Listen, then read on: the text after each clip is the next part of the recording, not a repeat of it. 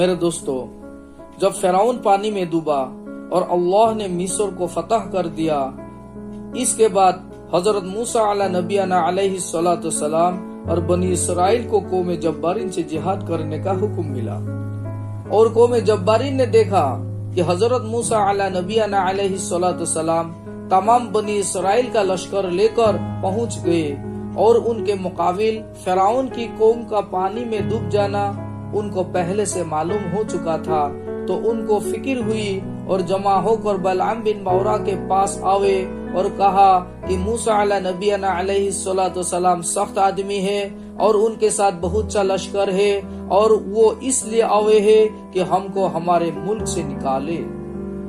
آپ اللہ تعالیٰ سے دعا کرے کہ ان کو ہمارے مقابلہ سے واپس کر دے۔ وجہ یہ تھی کہ بلعام بن باورا کو اس میں عجم معلوم تھا، اس کے ذریعے سے جو بھی اللہ سے دعا کرتا تھا وہ قبول ہوتی تھی۔ بلعام بن باورا نے کہا کہ افسوس ہے، تم کیسے بات کہتے ہو؟ وہ تو اللہ کے نبی ہے، ان کے ساتھ اللہ کے فرشتے ہیں۔ وہ تو اللہ کے نبی ہے، ان کے ساتھ اللہ کے فرشتے ہیں۔ میں ان کے خلاف بد دعا کیسے کر سکتا ہوں؟ حالانکہ ان کا مقام جو اللہ کے نزدیک ہے وہ بھی میں جانتا ہوں۔ اگر میں ایسا کروں گا تو میرا دین دنیا دونوں برباد ہو جائے گا۔ ان لوگوں نے بہت اصرار کیا، تو اس پر بلعام بن باورا نے کہا کہ اچھا، میں اپنے رب سے اس معاملہ میں معلوم کر لوں کہ ایسے دعا کرنے کی اجازت ہے یا نہیں۔ اس نے اپنے معلومات کے مطابق معلوم کرنے کے لیے استخارہ کیا۔ خواب میں اس کو بتلا دیا گیا کہ ہرگز ایسا نہ کرے۔ اس نے قوم کو بتلا دیا کہ مجھے بد دعا کرنے سے منع کر دیا گیا ہے۔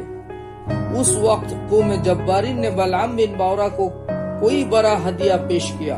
اس وقت قوم جبارین نے بلعام بن باورا کو کوئی بڑا ہدیہ پیش کیا جو در حقیقت رشوت تھی۔ اس نے ہدیہ قبول نہ کیا، لیکن اس کی بیوی نے مشورہ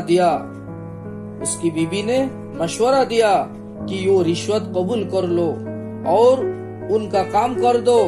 اس وقت بیوی کی رضا جوئی اور مال کی محبت نے اس کو اندھا کر دیا تھا۔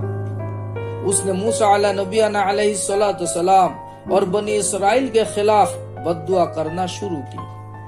اس وقت اللہ کی قدرت کا عجیب کرشمہ یہ ظاہر ہوا کہ وہ جو کلمات بد دعا کے حضرت موسیٰ علیہ نبینا علیہ السلام اور ان کی قوم کے لیے کہنا چاہتا تھا، اس کی زبان سے وہ الفاظ بد دعا کے خود اپنے قوم جبارین کے لیے نکلے۔ وہ قوم چلا اٹھی کہ تم ہمارے لیے بد دعا کر رہے ہو۔ بلعام بن باورا نے جواب دیا کہ میری زبان اس کے خلاف میرے اختیار سے باہر ہے، میری زبان اس کے خلاف پر قادر نہیں۔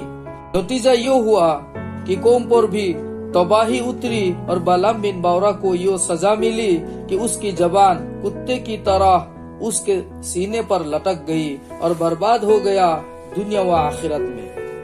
تو اس واقعات سے معلوم ہوا کہ بلعام بن باورا کو بد دعا کرنے کی خود ہمت نہ ہوئی تھی، لیکن بیوی کا ساتھ ملا اور بیوی نے سمجھا دیا تو اس کی بات مان کر اپنے آپ کو گمراہ کر دیا۔